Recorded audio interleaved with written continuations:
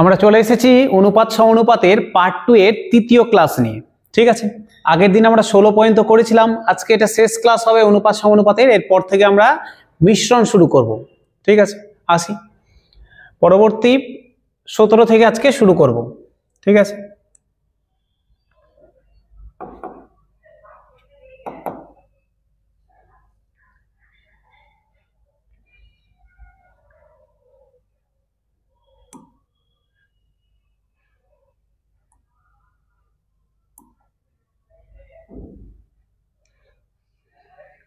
দেখো 17 নম্বর অঙ্কে আসি। বলছে সোহমের প্রাথমিক ব্যয় এবং সঞ্চয় 5:1 অনুপাতে ছিল। সোহমের প্রাথমিক ব্যয় এবং সঞ্চয় 5:1 অনুপাতে ছিল। ঠিক আছে, তারপরে কি বলেছে, তার আয় যদি 25% বৃদ্ধি পায়, যেখানে তার সঞ্চয় 20% বৃদ্ধি পায়। প্রথমে ওদের আয় কত ছিল? প্রথমে ওদের সোহমের ব্যয় এবং সঞ্চয়ের অনুপাত ছিল 5:1, মানে ও যদি 5 টাকা ব্যয় করে তবে 1 টাকা সঞ্চয় করে। ঠিক আছে, 5 টাকা যদি ব্যয় করে তাহলে 1 টাকা সঞ্চয় করে, তার মানে আয় 6 টাকা করে। আমি 5 টাকা খরচ করছি, 1 টাকা সঞ্চয় করছি, তার মানে আমি ইনকাম 6 টাকা করেছি। ভালো কথা। বলছে তার আয় 25% বৃদ্ধি পেল। আমার যা ইনকাম ছিল, ইনকামটা আমি 25% আমার বৃদ্ধি পেল, যেখানে তার সঞ্চয় 20% বৃদ্ধি পেল। আমার ইনকাম 25% বাড়লো, সাথে সাথে আমার সঞ্চয়ও 20% বাড়লো। যদি সোহমের বর্তমান ব্যয় 4347 টাকা হয়, তবে তার প্রাথমিক আয় কত ছিল, মানে সে প্রথমে কত টাকা ইনকাম করছিল। কি বলেছে কোশ্চেন, আবার আসি স্যার। দেখো বলছে সোহমের ব্যয় এবং সঞ্চয়ের অনুপাত বলে দিয়েছে। ব্যয় এবং সঞ্চয়ের অনুপাত বলে দিয়েছে। কত বলে দিয়েছে? 5:1। তার মানে কি? তার মানে এ যদি সোহম যদি 5 টাকা ব্যয় করে তাহলে 1 টাকা সঞ্চয় করে। আচ্ছা, আমি আমার যেহেতু পার্সেন্টেজের হিসাব আছে, আমি এটাকে 5 না ধরে 500 ধরলাম, আমি ধরতেই পারি। তাহলে সোহম 500 টাকা যদি ব্যয় করে তাহলে 100 টাকা সঞ্চয় করবে। তুমি 500 না ধরে যা ইচ্ছা ধরতে পারো, আমি ধরলাম আমার সুবিধার জন্য, কাটাকাটি করতে সুবিধা হবে। তুমি 5 ধরতে পারো, 50 ধরতে পারো, 500 ধরতে পারো, 5000 ধরতে পারো, যা ইচ্ছা ধরতে পারো। আমি 500 আর 100 ধরলাম। ঠিক আছে, দুই দিকে 100 করে গুণ করেছি, 500 হলো, এখানে 100 গুণ করলে 100 হলো। তাহলে এখন দাঁড়াচ্ছে সোহমের ব্যয় যদি 500 টাকা হয় তবে তার সঞ্চয় 100 টাকা। আচ্ছা দেখো তো, সোহমের ব্যয় 500 টাকা, সঞ্চয় 100 টাকা, তাহলে আমি বলতে পারবো না যে এদের আয় হচ্ছে গিয়ে, এর আয় কত হবে? তাহলে এই দুটোর যোগফল ওর আয় হবে, তার মানে 600 টাকা ওর আয়। আয় মানে কি? ব্যয় আর সঞ্চয়কে যোগ করলেই তো আয় হয়ে যাবে, তাহলে ওর আয় 600 টাকা। ঠিক আছে, 500 টাকা যদি ব্যয় করে, 100 টাকা যদি সঞ্চয় করে, তাহলে আয় কত হবে? 600 টাকা হবে। এবার কোশ্চেন কি বলেছে? বলছে তার আয় 25% বৃদ্ধি পায়। আয়কে এবার 25% বাড়িয়ে দাও। 600 টাকা ছিল, 25% বৃদ্ধি পাওয়া মানে কি? 25% বৃদ্ধি পাওয়া মানে কি? আমি এখানে করে দিই। আচ্ছা, এখানে করছি। আচ্ছা স্যার, 25% বৃদ্ধি পাওয়া মানে আমার 100 টাকা ছিল, 25% বৃদ্ধি পেয়েছে, মানে 125 টাকা হয়েছে। 100 টাকা ছিল, 25% বৃদ্ধি পেয়েছে, মানে 125 টাকা হয়েছে। তাহলে 600 টাকা যদি থাকে তাহলে বৃদ্ধি পেয়ে কত হবে? দুটো শূন্য কেটে দিলাম, 6 25 কত হয়? 6 25 স্যার 150 আর 600 750। তাহলে তার আয় হয়েছে এখন 750 টাকা। আগে ছিল 600 টাকা, এখন আয় হয়েছে 750 টাকা। তাহলে এখন আয় কত হয়েছে? এখন আয় হয়েছে 750 টাকা। ঠিক আছে, বোঝা গেল? কখন? যখন আয়টা 25% বৃদ্ধি পেয়েছে। 25% বৃদ্ধি পাওয়ার পরে আয়টা দাঁড়িয়েছে 750 টাকা। ঠিক আছে, আচ্ছা এবার কি বলেছে স্যার? আয়ের কথা তো পড়ে নিলাম। বলছে যখন তার সঞ্চয়ও 20% বৃদ্ধি পায়। আচ্ছা, তাহলে সঞ্চয় কত ছিল? 100 টাকা ছিল না? তাহলে সঞ্চয় যদি 100 থেকে 20% বৃদ্ধি পায় তাহলে কত হবে? 100 থেকে যদি 20% বৃদ্ধি পায়, 20% বৃদ্ধি পাওয়া মানে 100 টাকাতে 20 টাকা বৃদ্ধি পাওয়া। তাহলে আগে যদি 100 থাকে তাহলে এখন 120 হয়ে গেছে। দেখো তো, তাই তো হয়েছে। আগে 100 ছিল, 20% বৃদ্ধি পেয়েছে, মানে এখন 120 হয়ে গেছে। তাহলে সঞ্চয় 120 টাকা, আয় হচ্ছে 750 টাকা, তাহলে ব্যয় কত হবে? এটা থেকে এটা বাদ দিলে ব্যয় হয়ে যাবে না? আয় থেকে যদি আমি সঞ্চয়কে বাদ দিই তাহলে তো ব্যয় হয়ে যাবে। আমি এখানে ব্যয়টা যোগ করব, তাহলে তো সঞ্চয় দাঁড়াবে, সরি আয় দাঁড়াবে। তাহলে কত হচ্ছে 120 যদি বাদ দিয়ে দিই 630, তাহলে আমার বোঝা গেল 630 টাকা হচ্ছে ওর ব্যয়। 750 টাকা আয় করছিল, 120 টাকা সঞ্চয় করছিল, তাহলে ব্যয় করছিল কত টাকা? 750 মাইনাস 120, 630 টাকা। ঠিক আছে, ক্লিয়ার হলো? তাহলে এখন সোহমের আয় হচ্ছে 750 টাকা, সঞ্চয় হচ্ছে 120 টাকা, আর ব্যয় হচ্ছে 630 টাকা। এবার কি বলেছে? যদি সোহমের মোট ব্যয় 4347 টাকা হয় তবে তার প্রাথমিক আয় কত ছিল?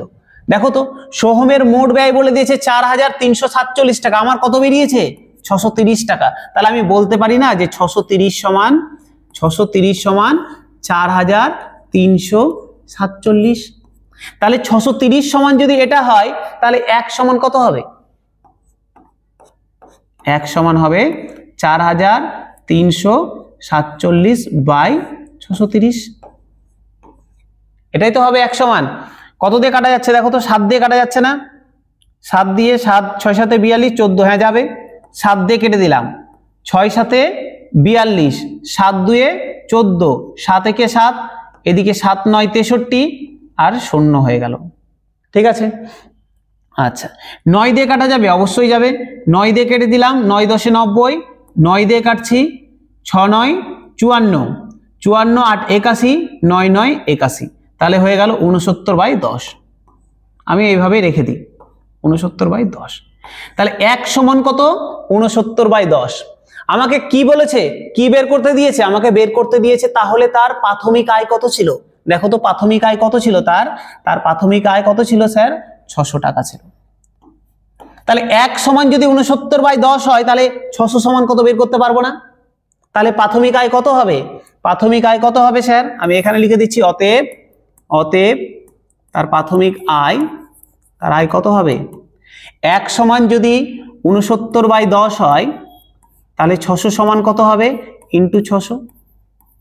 0 0 কেটে দিলাম, 6 9 54 4, হাতে থাকে 5, 6 6 36 আর 5 41, একটা 0 আছে বসিয়ে দিলাম। তাহলে তার প্রাথমিক আয় 4140 টাকা। অপশন দেখো 4140 টাকা, অপশন নাম্বার বি। বোঝা গেল? আবার বলছি, একবার দেখে নাও।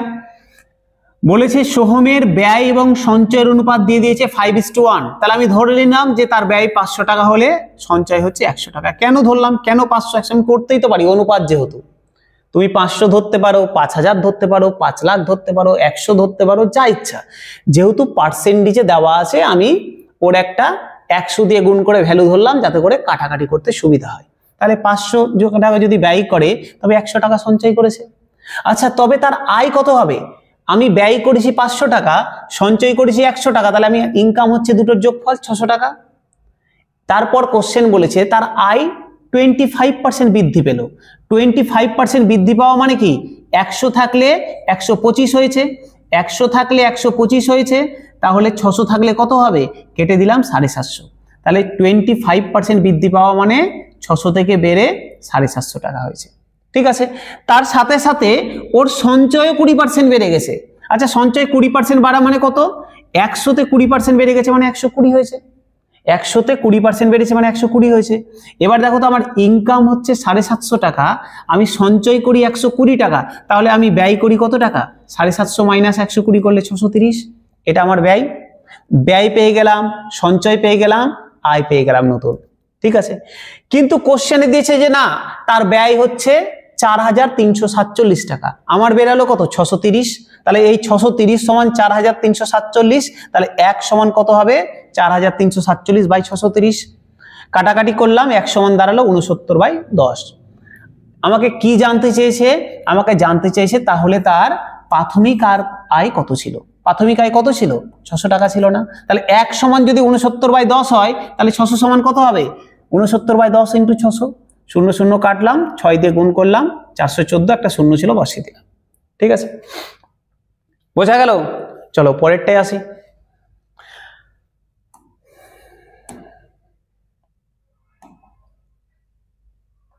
দেখো 18 নাম্বার বলছে পিতা ও পুত্রের বর্তমান বয়সের যোগফল 52 বছর। ঠিক আছে, 4 বছর পর পুত্রের বয়স পিতার বয়সের 1/4 গুণ হবে। বর্তমানে তাদের বর্তমান বয়স হচ্ছে 52 বছর।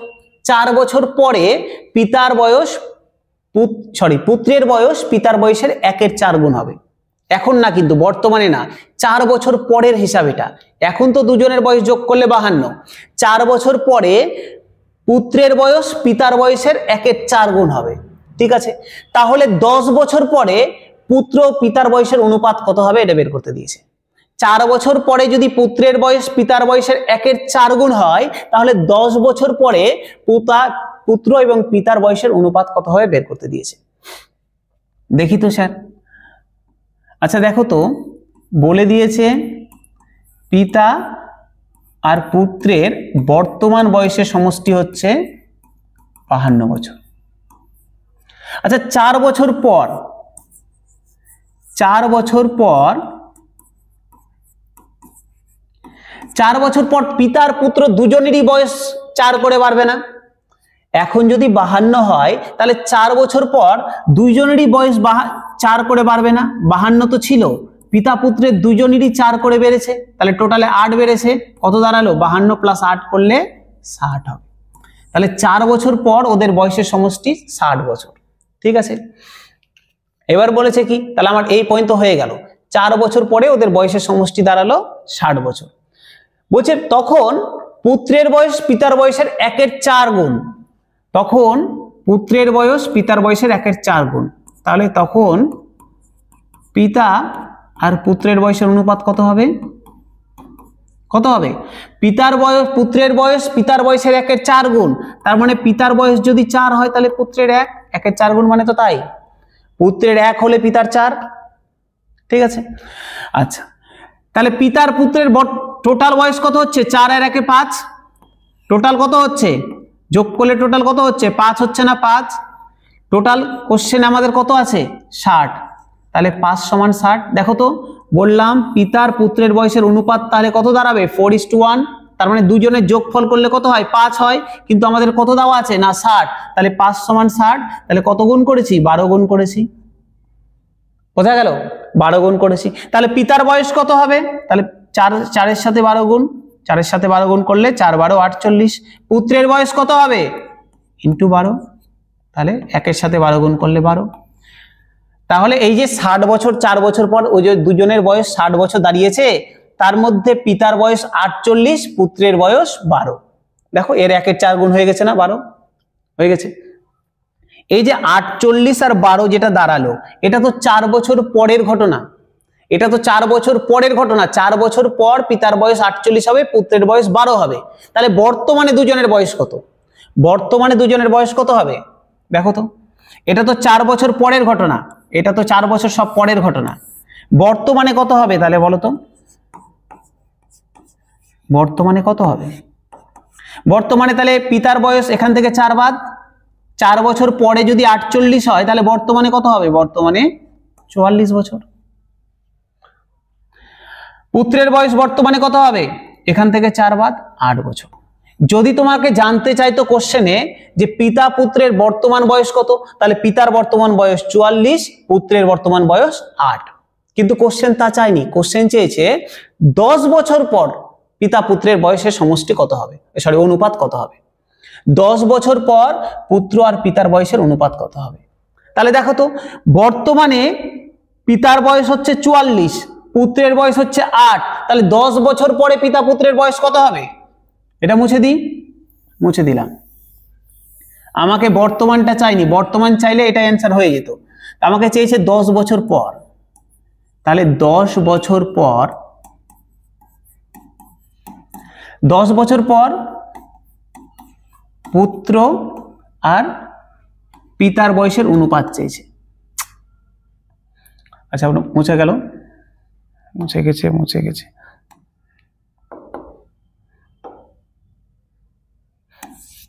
আমাকে 10 বছর পর চেয়েছে।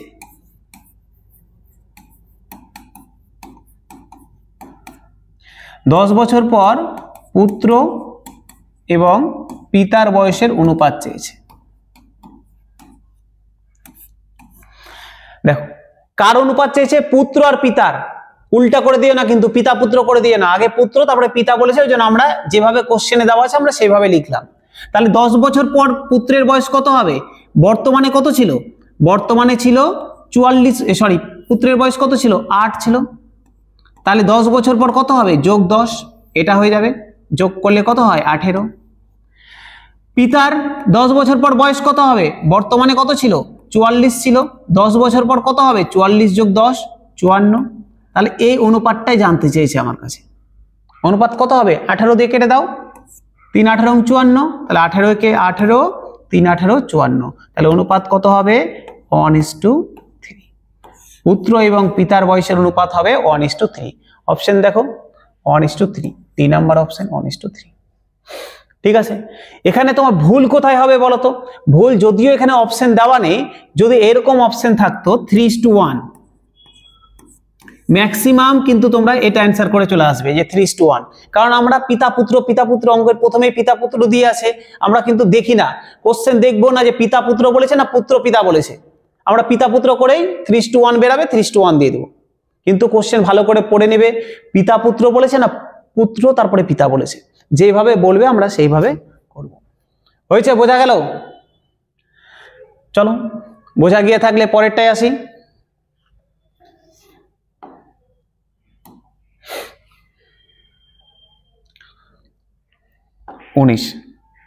দেখো, বলছে একজন ব্যক্তির বয়সের অনুপাত তার বাবার বয়সের সাথে 4:5, মানে একজন ব্যক্তি আছে, তার বাবার সাথে বয়সের অনুপাত 4:5, তার মানে ব্যক্তিটার বয়স যদি 4 হয় তাহলে বাবার বয়স 5 ইউনিট। সে 4 হতে পারে, 40 হতে পারে, এর 40 হলে 50, 400 হলে 500, 400 তো আর বয়স হবে না, এটা কথার কথা, 20 হলে 25, এই অনুপাতে আছে। এবং তার বয়সের অনুপাত তার ছেলের বয়সের সাথে 6:1। দেখো, আমার বাবার সাথে আমার বয়সের অনুপাত 4:5, আর আমার ছেলের সাথে আমার বয়সের অনুপাত 6:1, মানে আমার বয়স 4 হলে আমার বাবার 5, আমার ছেলের 1। ঠিক আছে, আচ্ছা, এই পয়েন্ট তো হলো। তারপরে কি বলেছে? 4 বছর আগে এই অনুপাত ছিল 11:14। 4 বছর আগে যথাক্রমে এই অনুপাত ছিল যথাক্রমে, মানে 4 বছর আগে আমার সাথে আমার বাবার অনুপাত ছিল 11:14 এবং আমার সাথে আমার ছেলের অনুপাত ছিল 11:1। বোঝা গেল? 4 বছর আগে আমার সাথে আমার বাবার অনুপাত ছিল 11:14 আর আমার সাথে আমার ছেলের অনুপাত ছিল 11:1। কখন? 4 বছর আগে। ঠিক আছে, এখন পর্যন্ত তাহলে অঙ্কটা কি দাঁড়ালো? এখন পর্যন্ত দাঁড়ালো যে বর্তমানে আমার আর আমার বাবার বয়সের অনুপাত 4:5, আমার সাথে আমার ছেলের অনুপাত 6:1। 4 বছর আগে আমার সাথে আমার বাবার অনুপাত ছিল 11:14 আর আমার সাথে আমার ছেলের অনুপাত ছিল 11:1। এবার কি বলেছে? তাহলে এখন থেকে, মানে বর্তমান থেকে 12 বছর পরে দাদুর বয়সের সাথে নাতির বয়সের অনুপাত কত হবে? দাদুর সাথে নাতির অনুপাত কত হবে? সুন্দর একটা অঙ্ক দিয়েছে।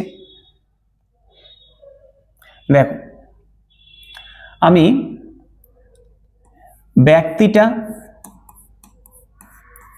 ব্যক্তি এবং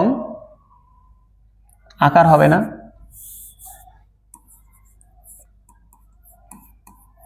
ব্যক্তি এবং তার বাবা অনুপাত কত ছিল? বর্তমানে অনুপাত দেওয়া আছে 4:5। 4:5, তার মানে এর 4 ইউনিট হলে 5 ইউনিট। ভালো কথা, একদম ভালো কথা। কি বলেছে? এবং তার, আচ্ছা দেখো তো, একটা জিনিস করি আমরা, এই টাইপের অঙ্ক এক্স ধরে করা যাবে, আমি ফালতু বড় করছি না। আমি এই টাইপের অঙ্ক, তুমি তার ছেলের সাথে তার অনুপাত এখন ভুলে যাও। আমি বললাম আমার সাথে আমার বাবার অনুপাত 4:5, 4 বছর আগে আমাদের অনুপাত ছিল 11:14। ঠিক আছে, তাই তো? আমাদের এখন অনুপাত আমার সাথে আমার বাবার 4:5, 4 বছর আগে অনুপাত ছিল 11:14। তাহলে এখন অনুপাত হচ্ছে 4:5, 4 বছর আগে, এটা তো বর্তমানে অনুপাত। আর 4 বছর আগে এই অনুপাতটা ছিল 11:14, তাই তো ছিল? আমরা এরকম শিখেছিলাম না? এই ক্ষেত্রে আমরা কি করছিলাম? আমরা ডিফারেন্স দেখছিলাম। এই দুটোর ডিফারেন্স কত? 1। এদের ডিফারেন্স দিয়ে নিচেরটাকে গুণ, আর নিচেরটার ডিফারেন্স কত? 3। এদের ডিফারেন্স দিয়ে ওপরেরটাকে গুণ। এই টাইপের অঙ্ক মনে করো আমরা একদম ফার্স্ট ক্লাস পার্ট 1 যখন করছিলাম, পার্ট 1 এ আমরা এই টাইপের অঙ্ক করেছি অনেক।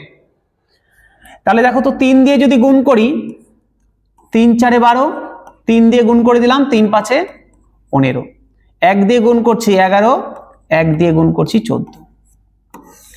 ভেঙে আর বললাম না কেন করলাম, কারণ আমাদের প্রিভিয়াস ক্লাসে দেওয়া আছে, ঠিক আছে। যদি প্রথম দেখো তাহলে আগের গুলো দেখে নিবে। আমার মেন উদ্দেশ্য কি? মেন উদ্দেশ্য হচ্ছে এই যে দেখো, এই যে ওপর নিচে যেন ডিফারেন্সটা সেম হয়। দেখো ডিফারেন্স সেম বেরিয়ে গেছে। 12 থেকে 11 বাদ দিলে কত হয়? 1। দেখো এখানেও 1 হবে। 15 থেকে 14 বাদ দাও, দেখো 1 হলো। হয়েছে? তুমি এবার যেই দিকে ডিফারেন্স নাও দেখো সব সেম। 15 12 difference 3, 11 14 difference 3। এই বরাবর দেখো 12 11 1, 15 14 1। তাহলে আমরা কি করব?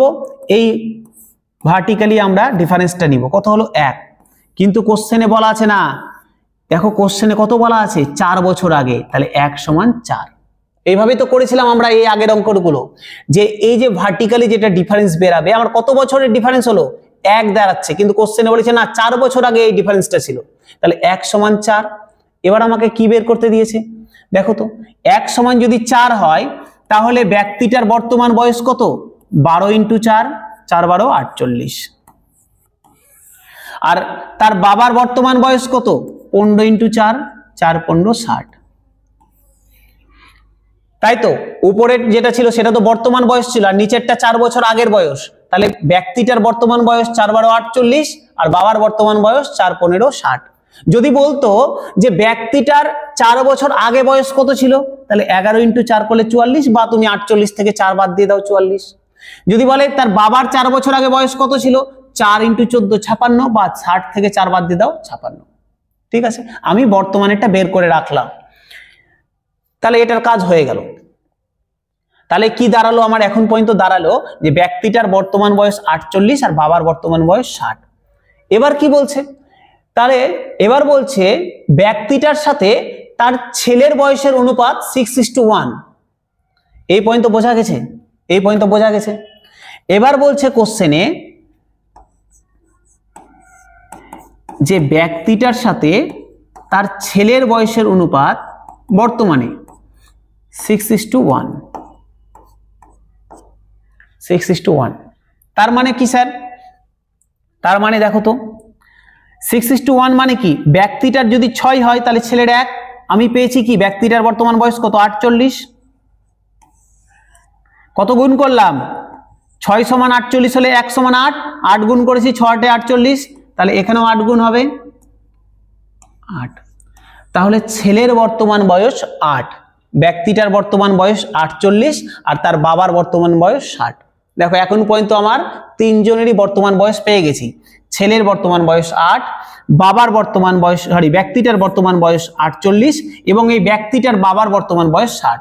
তার মানে এটাই ওর দাদু। তো এটা হচ্ছে ব্যক্তিটার ছেলে, আর এটা হচ্ছে ব্যক্তিটার বাবার বয়স, তার মানে এটাই ওর দাদুর বয়স। ঠিক আছে, আচ্ছা আচ্ছা, একটু চেক করে নিত স্যার যে এই অনুপাতটা মিলছে কিনা। 4 বছর আগে ব্যক্তিটার সাথে তার ছেলের অনুপাত 11:1 মিলছে কিনা আমি একটু চেক করে নিই। ঠিক আছে, আমি চেক করে নিই। এই পর্যন্ত বোঝা গেছে সবার? এই পর্যন্ত ক্লিয়ার হয়েছে? তাহলে বর্তমানে ছেলের বর্তমান বয়স হচ্ছে 8, ব্যক্তিটার 48 আর বাবার 60। এই পর্যন্ত আমার বেরিয়ে গেছে। এবার আমি একটু চেক করি। দেখো আমাকে কোশ্চেনের আরেকটা ধাপ আছে। কোশ্চেনে বলেছে 4 বছর আগে ব্যক্তিটার সাথে তার ছেলের অনুপাত ছিল 11:1। আমি এটা একটু চেক করে নেব যে এটা ঠিকঠাক আছে কিনা।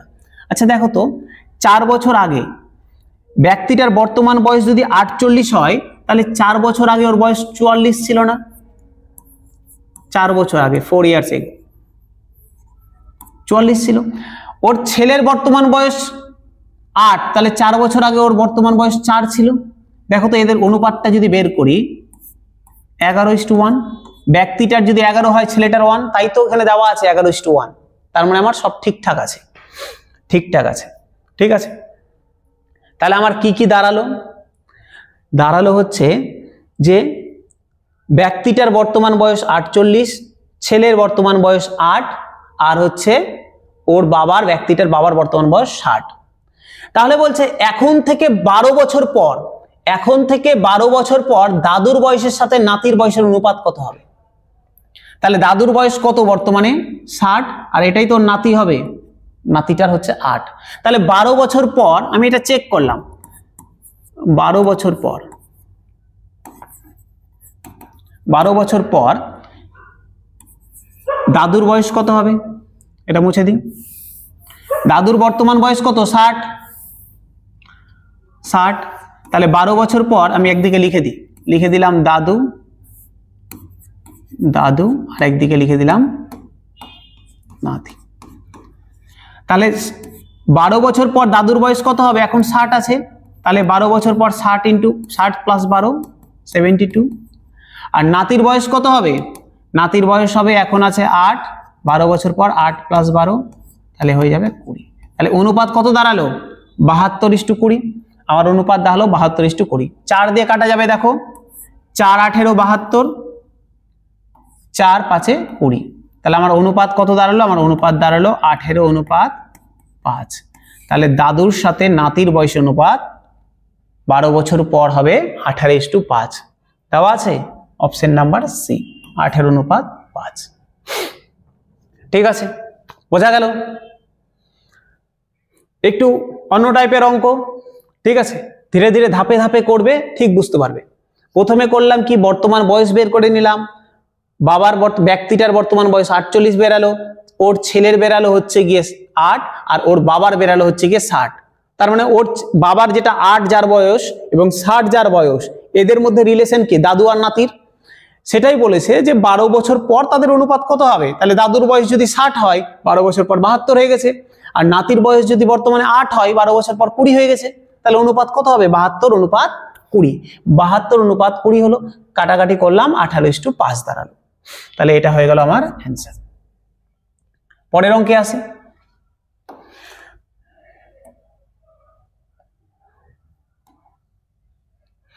চলো দেখো কি বলছে। বলছে একটি আয়তাকার ক্ষেত্রের পরিধি 32 মিটার এবং বাহুগুলি 5:3 অনুপাতে থাকলে ক্ষেত্রটির বাহুগুলি কত কত? একটা আয়তক্ষেত্র আছে,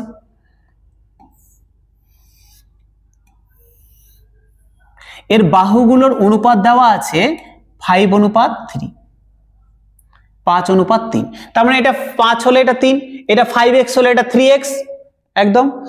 বলছে তার পরিধি হচ্ছে 32 মিটার। আমরা কি জানি? আয়তক্ষেত্রের পরিধি সমান কত? 2 ইন্টু দৈর্ঘ্য যোগ প্রস্থ। আয়তক্ষেত্রের পরিধি মানে কত? আয়তক্ষেত্রের পরিধি কত হয়? 2 ইন্টু দৈর্ঘ্য যোগ প্রস্থ, তাই তো হয়, 2 ইন্টু দৈর্ঘ্য যোগ প্রস্থ। আচ্ছা দেখো, এটা তো আমরা সূত্র পরে লিখছি। আচ্ছা দেখো তো, অনুপাত যদি 5:3 হয়, তার মানে দৈর্ঘ্য 5 হলে প্রস্থ 3। তার মানে আমি বলতে পারি না, দৈর্ঘ্য যদি 5x হয়, দৈর্ঘ্য যদি 5x হয়, তাহলে প্রস্থ 3x। এটা আমি বলতে পারি তো, 5:3, তার মানে 5x হলে 3x হবে। এবার বলেছে তার পরিধি, পরিধির সূত্র আমরা জানি 2 ইন্টু দৈর্ঘ্য যোগ প্রস্থ। তাহলে আমি এখান থেকে পরিধি বের করতে পারবো না স্যার? 2 ইন্টু দৈর্ঘ্য মানে কত? দৈর্ঘ্য মানে হচ্ছে 5x, তাহলে 2 ইন্টু 5x প্লাস প্রস্থ মানে কত? প্রস্থ মানে 3x, তাহলে 3x কত দাঁড়াচ্ছে? 2 ইন্টু 8x। তাহলে 2 ইন্টু 8x মানে 8 2 16, তাহলে 16x। 2 ইন্টু 8x মানে 16x। আচ্ছা, এটা আমার পরিধি দাঁড়ালো। পরিধি সমান 2 ইন্টু দৈর্ঘ্য যোগ প্রস্থ। দৈর্ঘ্যের মান আমি বের করে রেখেছি 5x, প্রস্থের মান বের করে রেখেছি 3x। তাহলে 2 ইন্টু দৈর্ঘ্য যোগ প্রস্থ করলাম 5x, আর 3x যোগ করলে 8x, 2 দিয়ে গুণ করে দিলাম 16x। তাহলে এটা আমার পরিধি। কোশ্চেন বলছে না, এর পরিধি হচ্ছে 32 মিটার। তাহলে এই 16x সমান 32 হবে না? 16x সমান 32। তাহলে এখান থেকে আমি বলতে পারবো না x সমান কত? x সমান 16 দিয়ে 32 কে কেটে দিয়েছি 2, তাহলে x সমান 2। x সমান 2, বোঝা গেল? আচ্ছা, আমাকে কি বের করতে দিয়েছে? আমাকে দিয়েছে বাহুগুলি কত। x সমান 2 পেয়ে গেছি, বাহুগুলি কত কত? 5x আর 3x। তাহলে একটা বাহু কত হবে? 5 গুণিত 2, 5 গুণিত 2 করলে কত হয়? 10। আর একটা বাহু কত হবে? 3 ইন্টু 2, 3 ইন্টু 2 করলে কত হবে? 6। তাহলে বাহুগুলো কত কত হবে? একটা 10 মিটার একটা 6 মিটার, তাহলে বাহুগুলো কত হবে 10 মিটার আর 6 মিটার। বোঝা গেল? একটা বাহুর দৈর্ঘ্য 5x, একটা 3x। 5x হলে 5 × 2 10, 3x হলে 3 × 2 6, তাহলে দৈর্ঘ্য কত হবে 10 মিটার আর 6 মিটার। ঠিক আছে, তাহলে এই হয়ে গেল আমার 20 নম্বর অঙ্ক। নেক্সট আসবো কততে, দেখো চলে আসি 21 নম্বরে। একই টাইপের অঙ্ক আছে। বলছে একটি আয়তক্ষেত্রের দৈর্ঘ্য এবং প্রস্থের অনুপাত 5:3, তার মানে একটা 5x হলে একটা 3x। ঠিক আছে, যদি দৈর্ঘ্য প্রস্থের চেয়ে 8 মিটার বেশি হয়, দৈর্ঘ্য যদি প্রস্থের চেয়ে 8 মিটার বেশি হয়, তবে তাহলে আয়তক্ষেত্রটির ক্ষেত্রফল কত? বলেছে একটি দৈর্ঘ্য ইস্টু প্রস্থ, একটা আয়তক্ষেত্রের দৈর্ঘ্য প্রস্থের অনুপাত বলে দিয়েছে। দৈর্ঘ্য এবং প্রস্থের প্রস্থ অনুপাত বলেছে 5:3। আচ্ছা, বলেছে একটি দৈর্ঘ্য যদি প্রস্থের থেকে 8 মিটার বেশি হয়, আমার কত মিটার বেশি হচ্ছে, আমার কত ইউনিট বেশি হচ্ছে? দৈর্ঘ্য যদি 5 হয়, প্রস্থ 3, তার মানে কত ইউনিট বেশি? 2 ইউনিট। কোশ্চেনে বলেছে না 8 মিটার বেশি, তাহলে 2 = 8 না? আচ্ছা, 2 সমান যদি 8 হয়, তাহলে 1 সমান কত হবে? 1 সমান 4। 2 সমান যদি 8 হয়, তাহলে 1 সমান 8/2 মানে 4। আমাকে কি বের করতে দিয়েছে? তাহলে দেখো তো, তাহলে আমি এখান থেকে বলতে পারবো না আমার দৈর্ঘ্য কত হবে। 1 সমান যদি 4 হয়, তাহলে 5 সমান কত হবে? 5 × 4 20। আর প্রস্থ কত হবে? 3 × 4, 3 × 4 করলে কত হবে? 12। তাহলে আমি দৈর্ঘ্য পেয়ে গেলাম 20, প্রস্থ পেয়ে গেলাম 12। আমাকে কি বের করতে দিয়েছে? আয়তক্ষেত্রটির ক্ষেত্রফল কত। আয়তক্ষেত্রের পরিসীমার সূত্র আগে শিখে গেলাম, 2 × দৈর্ঘ্য যোগ প্রস্থ। আর ক্ষেত্রফল সূত্র হচ্ছে, এটা আয়তক্ষেত্রের ক্ষেত্রফলের সূত্র হচ্ছে আয়তক্ষেত্রের ক্ষেত্রফল সমান দৈর্ঘ্য গুণিত প্রস্থ। দৈর্ঘ্য গুণিত প্রস্থ। আচ্ছা, দৈর্ঘ্য কত? আয়তক্ষেত্রটার দৈর্ঘ্য কত বের করলাম? 20। প্রস্থ কত বের করেছি? প্রস্থ বের করেছি 12। তাহলে 12 × 2 = 24, শূন্য বসিয়ে দিলাম, 240 বর্গমিটার। মাথায় রাখবে, যখন আমরা বাহুর দৈর্ঘ্য থেকে আমরা ক্ষেত্রফলে যাব, আমার এককটা বর্গ হয়ে যায়। তাহলে বর্গ কত হবে? 240 বর্গমিটার। এগুলো মিটারে ছিল, সেই জন্য এটা বর্গমিটার হলো। সেমিতে থাকলে বর্গ সেমি হতো। তাহলে 240 বর্গমিটার, দেখো 240 বর্গমিটার। ঠিক আছে, বোঝা গেল? সোজা অঙ্ক, কিছু নেই। চলে আসি পরেরটায়, 22 নম্বরে আসি। চলো,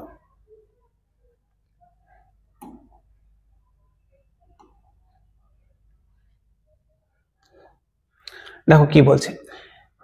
একজন মা এবং তার ছেলের বর্তমান বয়সের অনুপাত 6:1, তার মানে মায়ের বয়স 6 হলে ছেলের 1।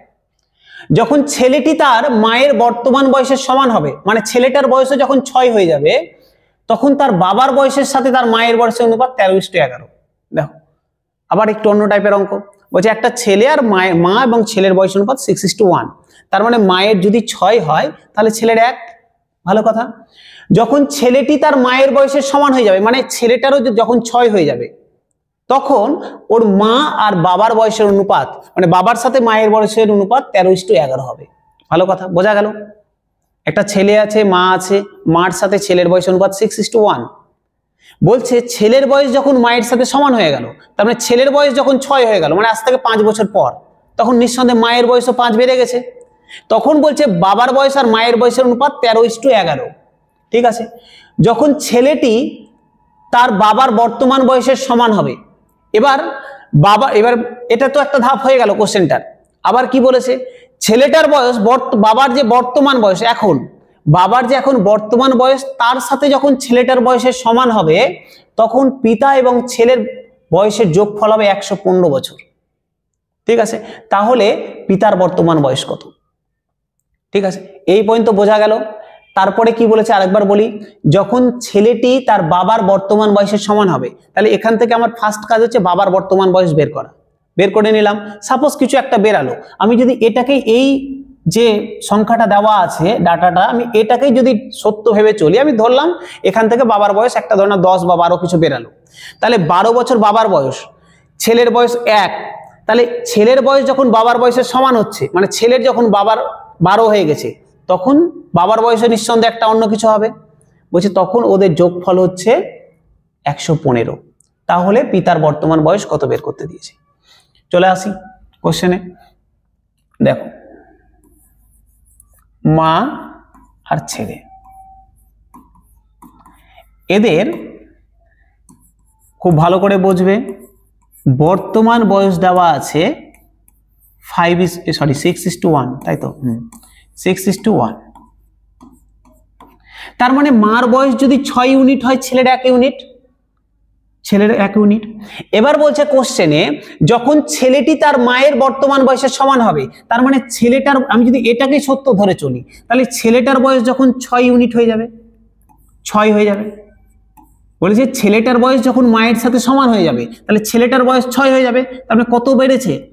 5 বেড়েছে না?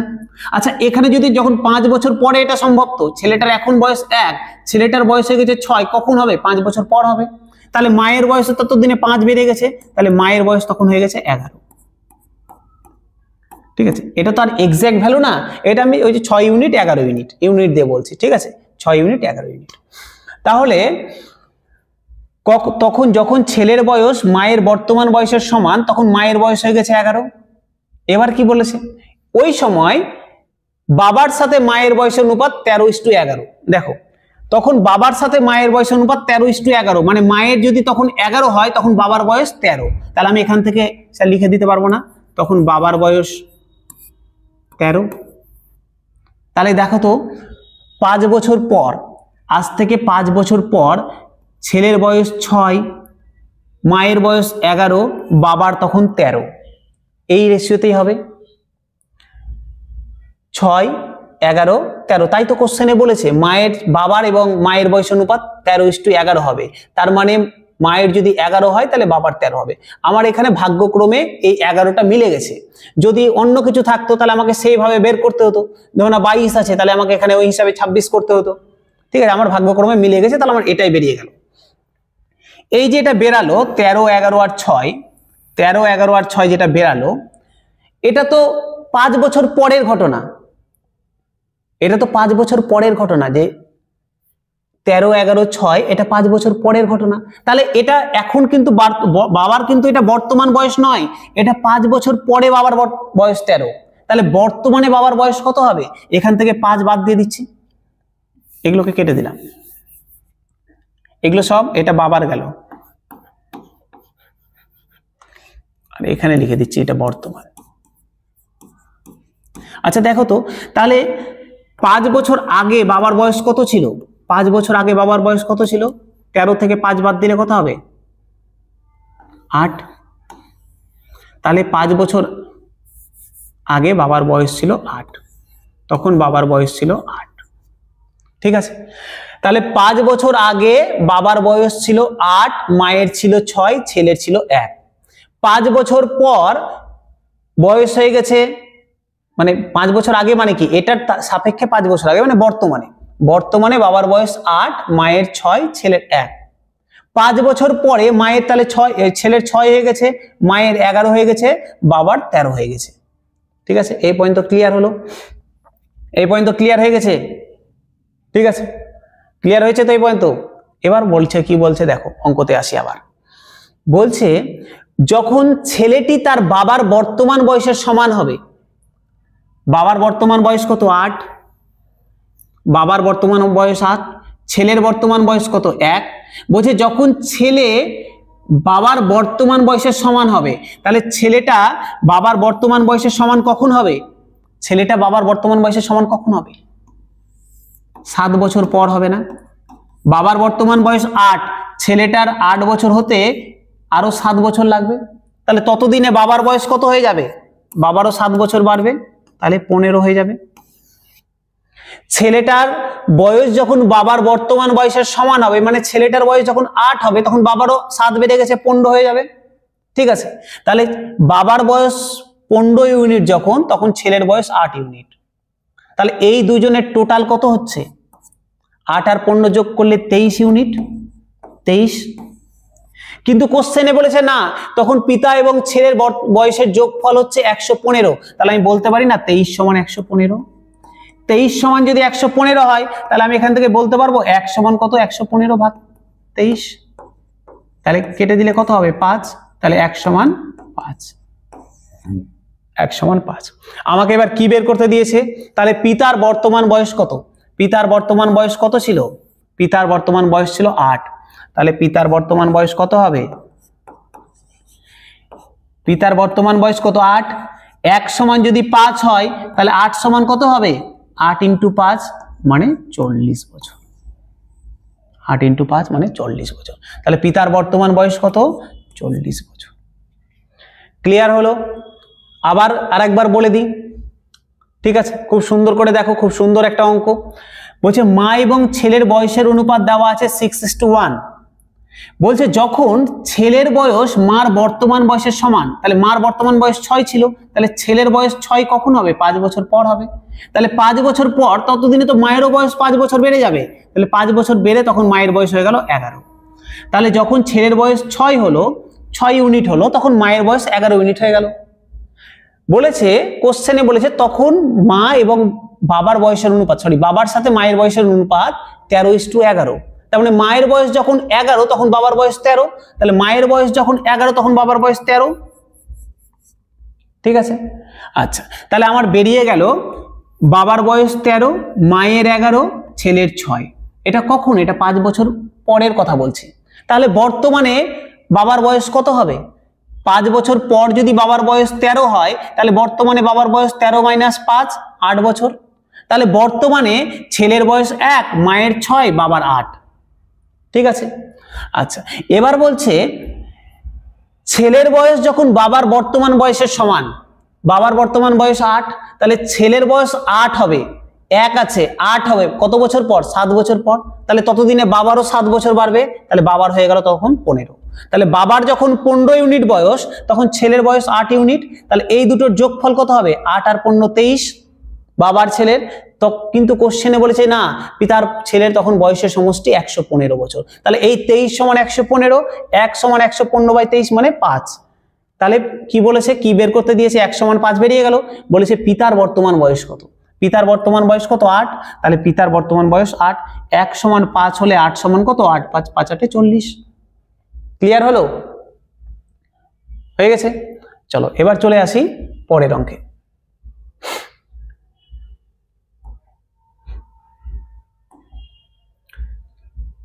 নম্বর বলছে একটি পরীক্ষায় উত্তীর্ণ প্রার্থীর সংখ্যা এবং অকৃতকার্য প্রার্থীর সংখ্যার অনুপাত 5:2, মানে পাস এবং ফেলের অনুপাত 5:2। যদি অকৃতকার্য পরীক্ষার্থীর সংখ্যা আরো 14 জন হতো, তাহলে উত্তীর্ণ প্রার্থীর সংখ্যা এবং অকৃতকার্য প্রার্থীর অনুপাত হতো 4:3। তাহলে কতজন পরীক্ষার্থী পরীক্ষায় উত্তীর্ণ হয়েছে? দেখো কি বলেছে। বলছে একটা পরীক্ষা হয়েছে যেখানে পাস এবং ফেলের অনুপাত বলে দিয়েছে 5:2। ঠিক আছে? বলছে যদি আরো 14 জন প্রার্থী ফেল করত, যদি আরো 14 জন ফেল করত, তাহলে দেখো তো এখানে যদি 5x হয়, পাস যদি 5x করে থাকে, তাহলে ফেল করেছে 2x। বলছে যদি আরো 14 জন ফেল করতো, তার মানে 2x + 14 হয়ে তো ফেলের কথা। তাহলে 2x + যদি 14 ফেল হয়ে যায়, তাহলে পাসের হার 14 জন কমে যাবে, তাই তো? কারণ নতুন কেউ তো আসেনি। 5x জন পাস করেছিল, 2x ফেল করেছিল। বলছে আরো 14 জন ফেল করে গেল, তাহলে এখানে 14 যোগ হবে, তাহলে 5 থেকে 14 বাদ হয়ে যাবে। ওদের মধ্যে থেকে তো 14 জন ফেল করেছে। ঠিক আছে? তাহলে আমি একটা একটা করে করতে করতে আসি। পাস আর ফেলের অনুপাত দিয়ে দিয়েছে 5:2। তার মানে পাস যদি 5x জন করে থাকে, তাহলে ফেল করেছে 2x জন, 2x জন। বলছে যদি আরো 14 জন ফেল করতো, তাহলে ফেল করতো কত, 2x + 14। তাহলে পাস করতো কত, 5x - 14। আচ্ছা, যদি আরো 14 জন যদি ফেল করে, তাহলে এক্সট্রা এই 14টা কোথা থেকে আসবে? নিশ্চয়ই তাহলে পাস 14 জন কম করেছে, তবেই তো ফেল করেছে। ঠিক আছে? তাহলে এই অনুপাতটা কোশ্চেনে বলে দিয়েছে, তখন অনুপাত হবে কত, 4:3। তাহলে এখান থেকে আমি x এর ভ্যালু বের করতে পারবো না? একদম পটাপট। 3 × 5 = 15x - 3 × 14 = 42 সমান 4 দিয়ে গুণ করছি, 4 × 2 = 8x + 4 × 14 = 56। তাহলে এক্স গুলোকে একদিকে নিয়ে আসি, 15x, এদিকে +8x আছে, এদিকে আসলে -8x, এদিকে 56 ছিল -42, ওইদিকে গেলে +42। 15 থেকে 8 বাদ দিলে 7, 7x = 78। তাহলে x সমান কত হচ্ছে, ভুল হলো, যোগ করছি তো 98 হবে, 98। তাহলে x সমান 7 14 98, 7 দিয়ে কেটে দিলাম 14, তাহলে x সমান 14। আমাকে কি বের করতে দিয়েছে, আমাকে বের করতে দিয়েছে কতজন পরীক্ষার্থী উত্তীর্ণ হয়েছে। কতজন উত্তীর্ণ হয়েছিল, কতজন উত্তীর্ণ হয়েছিল, 5x না, উত্তীর্ণ কত হয়েছিল, পাস কতজন করেছিল, আমার পাস কতজন করেছিল, 5x করেছিল। x এর ভ্যালু আমি কত পেলাম, 14 পেলাম, তাহলে পাসের সংখ্যা কত হবে, 5 × 14 মানে 70 জন। 5 × 14 70 জন। ক্লিয়ার হয়েছে? 5x ছিল পাস, ফেল ছিল 2x। বলছে যদি আরো 14 জন ফেল করে, তাহলে আরো 14 জন ফেল করলে +14 হয়ে গেল, তাহলে এখানে 14 জন ফেল করেছে মানে পাস 14 জন কম করেছে, তাহলে -14 হয়ে গেল। এই অনুপাত দেওয়া আছে 4:3, এখান থেকে x এর ভ্যালু দাঁড়ালো 14, তাহলে পাস করেছে 5 × 14 70 জন। ঠিক আছে, আচ্ছা এবার এই অঙ্কটাকে আমি এবার অন্যরকম ভাবে করি। এটা তো বড় হয়ে গেল, একটু বড় হয়ে গেছে, এটা অনেক ছোটতে হবে। এটা আমি দেখালাম প্রসেসটা এইভাবে করা যায়। ঠিক আছে, এবার আমি অনুপাত দিয়ে করছি। মুছে দেব, চলো মুছে দিলাম, হয়ে গেছে, এটা বোঝা গেছে।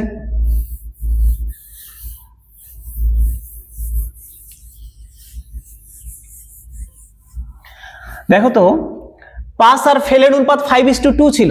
আচ্ছা নতুন অনুপাত কত হয়েছে, 4:3 হয়েছে না, 4:3 হয়েছে। প্রথমে ছিল 5:2, এখন হয়েছে 4:3। কেন, এই যে কমেছে 5 থেকে 4 1 ইউনিট কমে গেছে, 5টা 1 ইউনিট কমে গেছে, কারণ কমবেই তো, কারণ আগে থেকে 14 জন কম পাস করছে, কমে গেছে। ফেল দেখো 1 ইউনিট বেড়ে গেছে, এখানে 1 ইউনিট পাস কমেছে, এই 5টা কমে গিয়ে ফেলে অ্যাড হয়ে গেছে, তাহলে পাস 1 ইউনিট কমেছে, ফেল 1 ইউনিট বেড়ে গেছে। তাহলে এটাই, এই 1 সমানই 14 না, আমি বললাম কত বেড়েছে, ফেলের সংখ্যা 1, কোশ্চেনে বলেছে না 14, তাহলে 1 সমান 14। আমাকে কি বের করতে দিয়েছে, তাহলে কতজন পরীক্ষার্থী পাস করেছিল, কতজন পাস করেছিল, 5 জন, 5 পাস করেছিল। তাহলে 1 সমান যদি 14 হয়, তাহলে 5 সমান কত হবে, 5 × 14, 5 × 14 70। এই তো 5 × 14 70। ঠিক আছে, সোজা না, একদম সোজা হয়েছে, দেখে নাও। হয়ে গিয়ে থাকলে আমরা এবার এই চ্যাপ্টারের শেষ অঙ্ক করব, 24 নম্বর অঙ্ক। ঠিক আছে, অনুপাত সমানুপাতের শেষ অঙ্ক আমরা এখানে করবো এবার। ক্লিয়ার হলো? চলো চলে আসি স্যার। বলছে একটি ব্যাটসম্যান এক ইনিংসে 4 রানের জন্য তার সেঞ্চুরি মিস করেন। একটা ব্যাটসম্যান 4 রানের জন্য তার সেঞ্চুরি মিস করে গেছে, তার মানে কত করেছে স্যার, 96 রান করেছে। ও 4 রানের জন্য সেঞ্চুরি করতে পারেনি, মানে 4 রানের জন্য 100 পূরণ করতে পারেনি, মানে 96 রান করেছে। ঠিক আছে, বলছে যেখানে ছক্কা 4 3 2 এবং একক আকারে স্কোরিং শট ছিল 1:3:2:7:10, তার মানে এই যে 96 রান করেছে, ও রানগুলো কিভাবে নিয়েছে, কোন শটগুলো খেলে নিয়েছে। বলছে ও যদি একটা 6 মেরে থাকে, তাহলে 3টা 4 মেরেছে, 2টা 3 রান নিয়েছে, 7টা 2 রান নিয়েছে এবং 10টা 1 রান নিয়েছে। তাহলে বলেছে ও এককের মধ্যে কত রান নিয়েছে, কত রান করেছে, মানে সিঙ্গেল কতগুলো নিয়েছে।